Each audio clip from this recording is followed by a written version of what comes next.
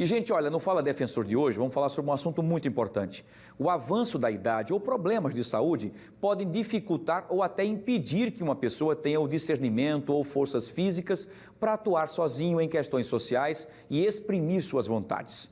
Para solucionar essa situação, um curador pode ser designado para a segurança da pessoa e dos bens do interditado.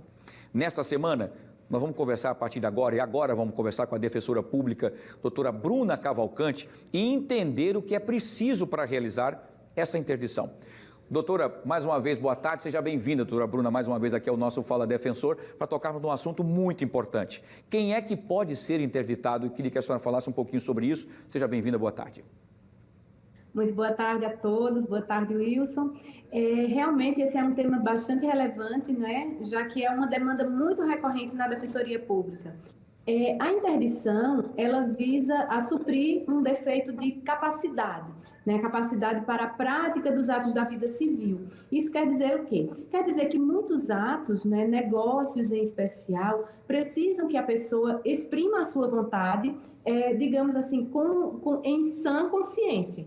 E muitas vezes a gente sabe, né, que o avançar da idade ou às vezes alguma doença, né, alguma deficiência, retiram da pessoa, às vezes totalmente e às vezes não totalmente, retiram parte desse discernimento, né, e aí o Instituto da Interdição vem justamente para auxiliar essas pessoas, né, nomeando um curador, uma pessoa que fica responsável por ela, né? É importante a gente dizer isso, porque não são todas, não é qualquer incapacidade que gera qualquer deficiência que gera a necessidade da interdição, mas somente aquelas que afetam o discernimento da pessoa, ou seja, a consciência da pessoa, que ela consiga exprimir a vontade dela validamente, né? Se houver uma necessidade, né, de uma pessoa que auxilie nesse sentido, aí sim é que será designado um curador.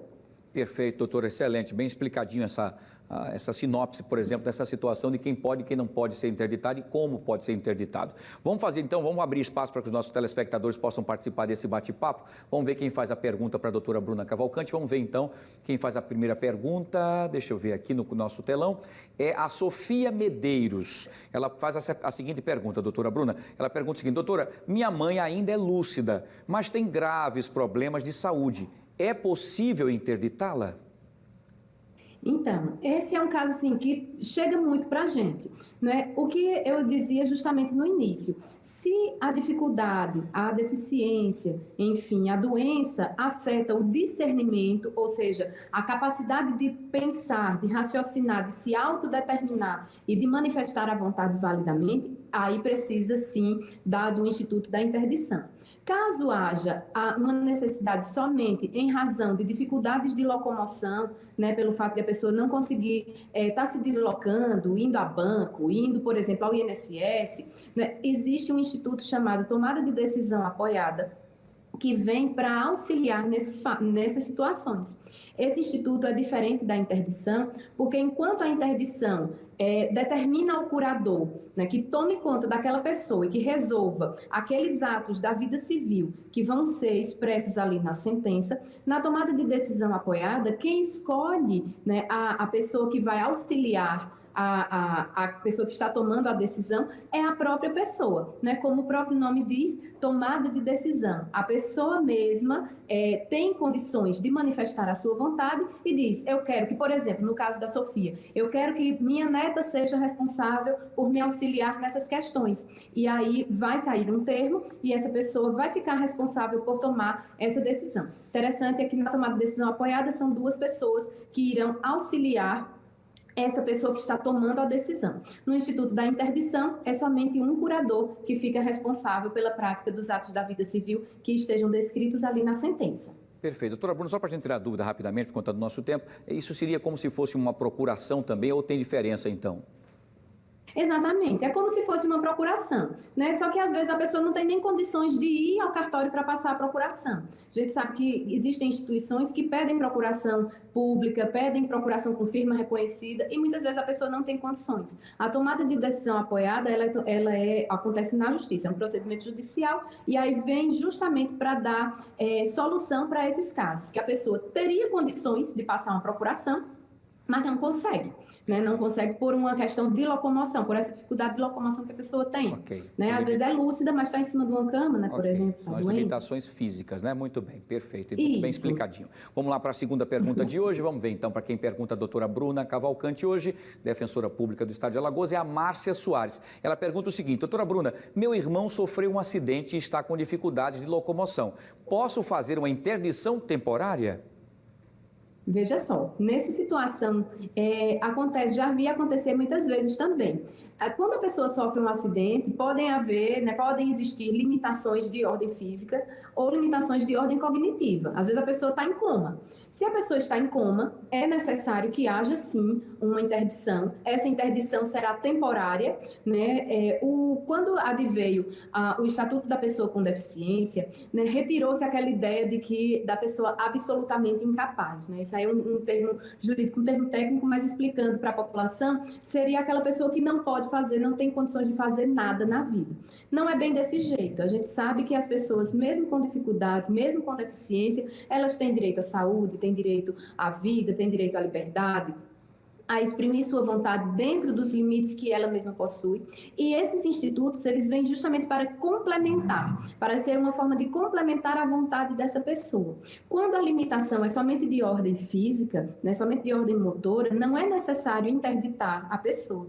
Isso porque quando a gente interdita, o juiz vai limitar, delimitar os termos da interdição, né, vai explicar para as pessoas, olha, curador, você está apto para praticar esses e esses atos, normalmente atos relacionados a negócios ou a representação perante órgãos, né? Isso para fins de suprir a vontade da pessoa que não está sendo manifestada validamente. Se a deficiência ou se a doença que acomete é somente uma doença física e não está afetando em nada o discernimento da pessoa, não há necessidade de interditar, certo? Uma procuração ou uma tomada de decisão apoiada vem justamente para suprir essa situação.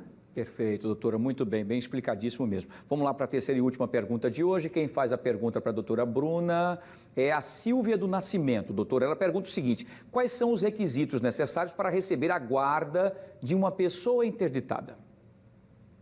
A guarda, né, que a gente chama de curatela. Então, a lei prevê, né, que o curador, o exercício da curatela vai ser exercido preferencialmente pelo cônjuge ou pelo companheiro, que não esteja separado de fato, né, da pessoa, na falta dele, pelo pai ou pela mãe, ou pelos descendentes mais próximos, né? Os mais próximos antecedem os mais remotos. Quer dizer o quê? Quer dizer que os filhos vêm em primeiro lugar, depois os netos e por aí vai.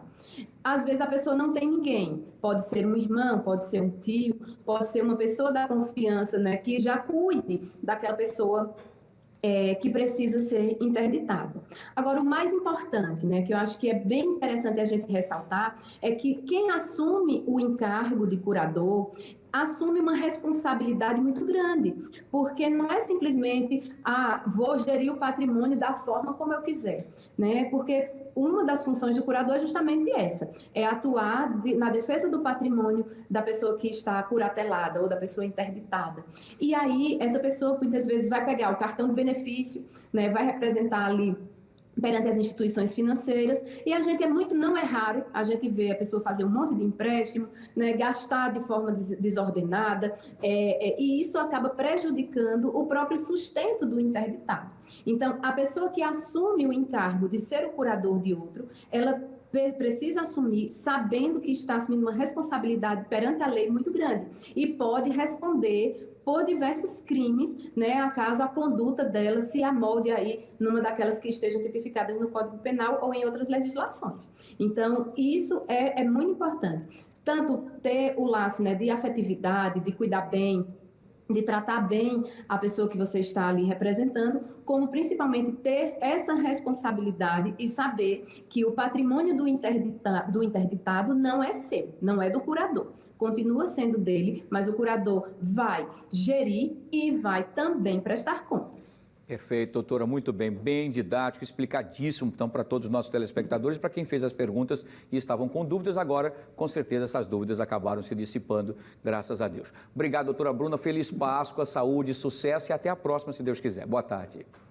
Até a próxima, Wilson. Boa paz para você, sua família, a todos. E até a próxima, se Deus quiser. Deus quiser, Ele quer. Um abraço grande, beijo grande, doutora Bruna Cavalcante, defensora pública, falando sobre a questão de interdição, que é muito importante, tirando os termos aí, o que é a diferença de procuração, de interdição e tudo mais, para você que acompanha aqui o nosso fenômeno, o Fala Defensor. Prestação de serviço pura aqui no nosso fenômeno, fique alerta. Muito bem.